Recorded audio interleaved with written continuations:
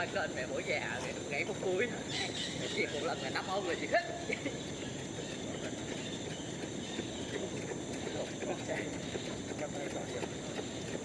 Đây một thằng cụ đồng mày đồng ý đi, còn đi vào đấy đồng ý đi, thế ok thôi. Chơi trò cao tay cả cũng làm cấp 6 tháng thì cũng to nhất.